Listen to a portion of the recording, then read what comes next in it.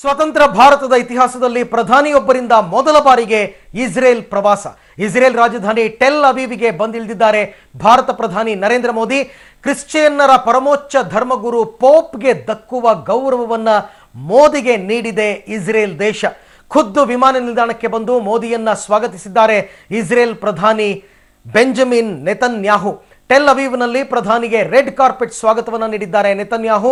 ಹಿಂದಿಯಲ್ಲಿ ಮೋದಿಗೆ ಸ್ವಾಗತವನ್ನು ಕೋರಿದ್ದಾರೆ ಇಸ್ರೇಲ್ ಪ್ರಧಾನಿ ಬೆಂಜಮಿನ್ ನೆತನ್ಯಾಹು. ಮೋದಿ ನಮ್ಮ ಬೆಸ್ಟ್ ಫ್ರೆಂಡ್ ಎಂದ ಯಹೂದಿ ರಾಷ್ಟ್ರದ ನಾಯಕ ಬೆಂಜಮಿನ್, ಭಾರತ ಅಂದರೆ ನಮಗಿಷ್ಟ, ಭಾರತೀಯರು ಅಂದರೆ ನಮಗೆ ಪ್ರೀತಿ ಅಂತ ಕೂಡ ಅವರು ಹೇಳಿದ್ದಾರೆ. ಜಾಗತಿಕ ಪುಟಗಳಲ್ಲಿ ಹೊಸ ಅಧ್ಯಾಯಕ್ಕೆ ನಾಂದಿ ಹಾಡಿದ್ದಾರೆ ಮೋದಿ ಇಸ್ರೇಲ್ ಪ್ರವಾಸ.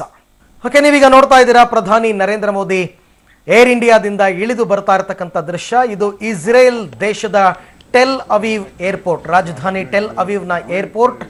ಕೌಂಟರ್ ಟೆರರಿಸಂಗೆ ಮುನ್ನುಡಿಯನ್ನು ಬರೆದಂತಹ ರಾಷ್ಟ್ರ ಇಸ್ರೇಲ್. ಉಗ್ರವಾದಕ್ಕೆ ಪ್ರತ್ಯುಗ್ರವಾದವನ್ನು ಹುಟ್ಟು ಹಾಕಿದ್ದು ಇಸ್ರೇಲ್ ದೇಶ. ತನ್ನ ಸುತ್ತಮುತ್ತಲೂ ಇರತಕ್ಕಂಥ ಈಜಿಪ್ಟ್, ಪ್ಯಾಲೆಸ್ಟೀನ್ ಹಾಗೆಯೇ ಅರಬ್ ರಾಷ್ಟ್ರಗಳು ಎಲ್ಲರೂ ಕೂಡ ಒಂದು ಕಾಲದಲ್ಲಿ ಇಲ್ಲೆಲ್ಲರೂ ಈ ದೇಶಕ್ಕೆ ಬಂದು ಬೇಕಾದಷ್ಟು ದೋಚ್ಕೊಂಡು ಹೋದಂಥವರೇ. ಆದರೆ ಸುಭದ್ರ ರಾಷ್ಟ್ರವನ್ನು ಕಟ್ಟಿದಂತಹ ಇಸ್ರೇಲ್ ಇವಾಗ ಆ ದೇಶಕ್ಕೆ ಯಾರಾದರೂ ಕಾಲಿಡಬೇಕು ಅಂತಂದ್ರೂ ಕೂಡ ಹೆದರ್ತಾರೆ. ಇಸ್ರೇಲ್ ದೇಶದ ಹೆಸರು ಕೇಳಿದ್ರೆ ಹೆದರ್ತಾರೆ. ಅಂಥ ಒಂದು ಕೌಂಟರ್ ಟೆರರಿಸಂನ ತನ್ನಲ್ಲಿ ಸ್ಥಾಪಿಸಿಕೊಂಡು ಬೇರೆ ರಾಷ್ಟ್ರಗಳಿಗೆ ಸಿಂಹ ಸ್ವಪ್ನವಾಗಿರುವಂತಹ ರಾಷ್ಟ್ರ ಇಸ್ರೇಲ್. ಈ ರಾಷ್ಟ್ರಕ್ಕೆ ಬೇರೆ ಯಾವ ಪ್ರಧಾನಿಯು, ಭಾರತದ ಪ್ರಧಾನಿಯು ಕೂಡ ಭೇಟಿ ಕೊಟ್ಟಿರಲಿಲ್ಲ. ಮೊಟ್ಟ ಮೊದಲ ಬಾರಿಗೆ ನಮ್ಮ ಸ್ವತಂತ್ರ ಭಾರತದ ಇತಿಹಾಸದಲ್ಲಿ ಪ್ರಧಾನಿಯೊಬ್ಬರು ಮೊದಲ ಬಾರಿಗೆ ಇಸ್ರೇಲ್ ಪ್ರವಾಸವನ್ನು ಕೈಗೊಂಡಿದ್ದಾರೆ. ಇಸ್ರೇಲ್ ರಾಜಧಾನಿ ಟೆಲ್ ಅವೀವ್ಗೆ ಪ್ರಧಾನಿ ಬಂದಿದ್ದಾರೆ. To be the first ever prime minister of India to undertake this ground breaking visit to Israel. I want to thank my friend prime minister Netanyahu for the invitation and for receiving me with so much warmth. My visit celebrates the strength of centuries-old links between our societies. Based on these bonds of our partnership has maintained a strong and sustained upswing since the establishment of full relationship, diplomatic relations 25 years ago. Friends, the people of Israel have built a nation on democratic principles. They have nurtured it with hard work, greed, and the spirit of innovation. India applauds your achievements. Today is July 4. Exactly 41 years since Operation Entebbe. The day when your Prime Minister and my friend Bibi lost his elder brother Yoni while saving the lives of so many Israel hostages. Your heroes are an inspiration for the younger generations. Friends, India is a very old civilization, but a young nation. 800 million people in India are below 35 years of age group.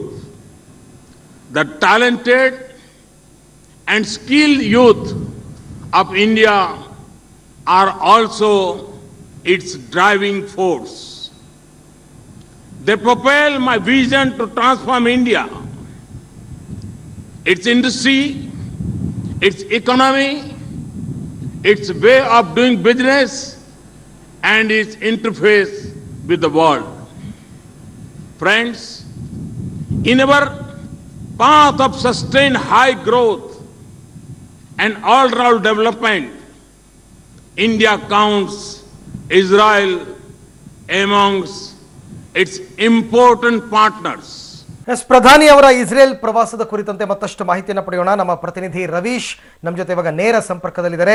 S Ravish, ಭಾರತದ ಜೊತೆ ನೆರೆ ರಾಷ್ಟ್ರಗಳ ಸಂಬಂಧ ಅಷ್ಟು ಚೆನ್ನಾಗಿಲ್ಲ. ಒಂದ್ ಕಡೆ ಪಾಕಿಸ್ತಾನ ಕಾಲ್ ಕೆರ್ಕೊಂಡು ಜಗಳಕ್ಕೆ ಬರ್ತಾ ಇದೆ, ಮತ್ತೊಂದು ಕಡೆ ಚೀನಾ ಇವತ್ತು ಕೂಡ ಎಚ್ಚರಿಕೆ ಕೊಟ್ಟಿದೆ, ನಮ್ಮ ಮಾತು ಕೇಳದೆ ಹೋದರೆ ಸೇನೆಯನ್ನು ನುಗ್ಗಿಸ್ತೀವಿ ಅಂತ. ಇಂಥ ಸಂದರ್ಭದಲ್ಲಿ, ಇಂಥ ಪರಿಸ್ಥಿತಿಯಲ್ಲಿ ಪ್ರಧಾನಮಂತ್ರಿ ಅವರ ಇಸ್ರೇಲ್ ಪ್ರವಾಸ ಎಷ್ಟು ಮಹತ್ವವನ್ನು ಪಡ್ಕೊಳ್ಳುತ್ತೆ ಅಂತ ರವೀಶ್?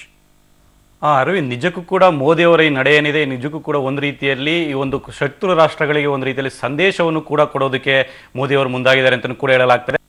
ಹಾಗೆ ಈ ಒಂದು ಅರಬ್ ರಾಷ್ಟ್ರಗಳ ಮಧ್ಯೆ ಇರತಕ್ಕಂಥ ಒಂದು ಪುಟ್ಟ ದೇಶ ಆಗಿರ್ತಕ್ಕಂಥ ಇಸ್ರೇಲ್ ಒಂದು ಭೇಟಿಯನ್ನು ಕೂಡ ಮೋದಿ ಅವರು ಕೊಡ್ತಾ ಇದ್ದಾರೆ. ಅಂದ್ರೆ ಈಗಾಗಲೇ ಚೀನಾ ಈಗಾಗಲೇ ನಮ್ಮ ಜೊತೆ ಯುದ್ಧವನ್ನು ಕೂಡ ಸಾರೋದಕ್ಕೂ ಕೂಡ ಈಗಾಗಲೇ ಮುಂದಾಗ್ತಾ ಇದೆ. ಮತ್ತೊಂದು ಕಡೆ ಪಾಕಿಸ್ತಾನವೂ ಕೂಡ ಮುಗಿಬೀಳ್ತಾ ಇದೆ.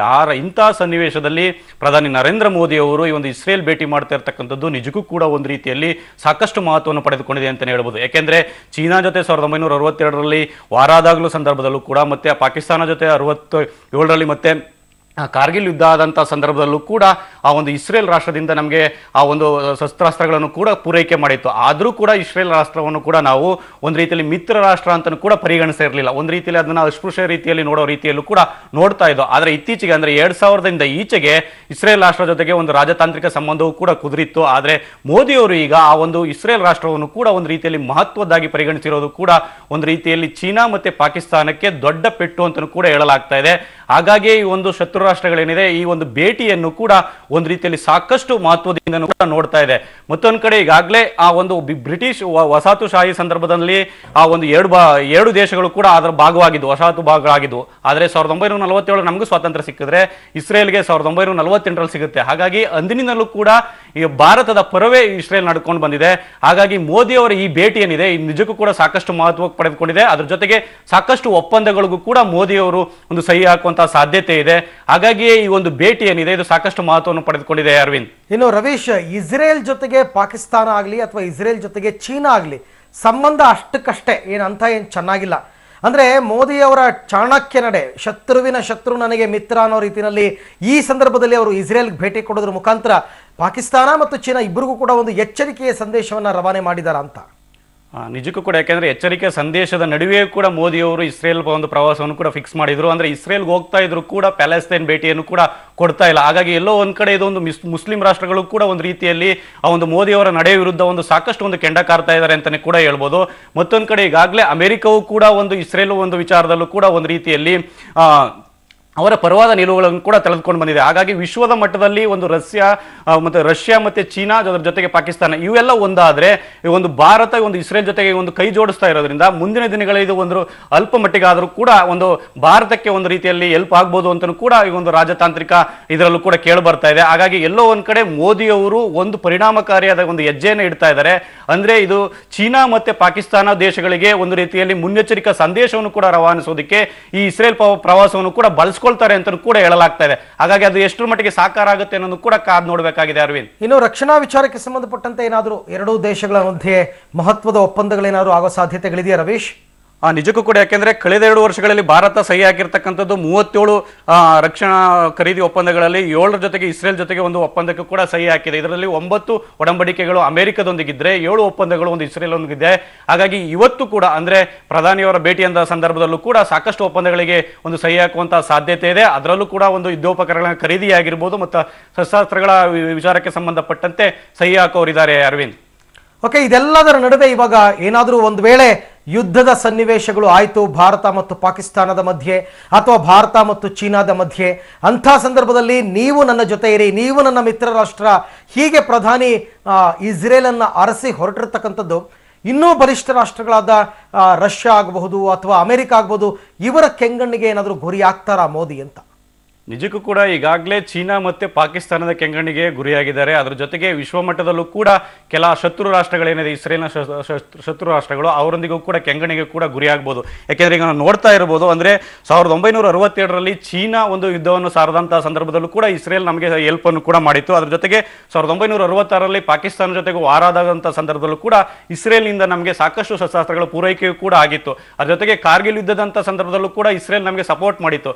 ಹಾಗಾಗಿ ಎಲ್ಲೋ ಒಂದ್ ಕಡೆ ಈಗ ಆ ಒಂದು ಇಸ್ರೇಲ್ ಜೊತೆಗೆ ನಾವು ಒಂದು ರಾಜತಾಂತ್ರಿಕ ಸಂಬಂಧವನ್ನು ಮತ್ತಷ್ಟು ಗಟ್ಟಿಗೊಳಿಸುವಂತಹ ಸಂದರ್ಭದಲ್ಲಿ ಈ ಒಂದು ಶತ್ರು ರಾಷ್ಟ್ರಗಳು ಕೂಡ ಒಂದು ರೀತಿಯಲ್ಲಿ ಭಯಪೀಡಿತರಾಗಿದ್ದಾರೆ ಅಂತಾನೆ ಹೇಳ್ಬೋದು. ಹಾಗಾಗಿ ಆ ಒಂದು ರಷ್ಯಾ ಆಗಿರ್ಬೋದು ಮತ್ತು ಇತರೆ ಶತ್ರು ರಾಷ್ಟ್ರಗಳು ಏನಿದೆ ಅವರ ಕೆಂಗಣಿಗೆ ಗುರಿಯಾಗಿರೋ ಯಾವುದೇ ರೀತಿಯ ಸಂಶಯ ಇಲ್ಲ ಅಂತಾನೆ ಹೇಳ್ಬೋದು. ಆದರೂ ಕೂಡ ಮೋದಿ ಅವರ ಈ ನಡೆ ಏನಿದೆ, ಈ ಒಂದು ಅಂತಾರಾಷ್ಟ್ರೀಯ ಮಟ್ಟದಲ್ಲಿ ಒಂದು ರಾಜತಾಂತ್ರಿಕ ನಡೆ ನಿಜಕ್ಕೂ ಕೂಡ ಒಂದು ರೀತಿಯಲ್ಲಿ ಚಾಣಕ್ಯ ನಡೆ ಅಂತಾನೆ ಹೇಳ್ಬೋದು. ಮುಂದಿನ ದಿನಗಳಲ್ಲಿ ಈ ಒಂದು ಇಸ್ರೇಲ್ನ ಒಂದು ಸಂಬಂಧ ಏನಿದೆ ಮತ್ತಷ್ಟು ಗಟ್ಟಿಯಾಗುವಂತಹ ಸಾಧ್ಯತೆ ಕೂಡ ಹೆಚ್ಚಾಗಿದೆ. Arvind. Okay Ravish, thank you.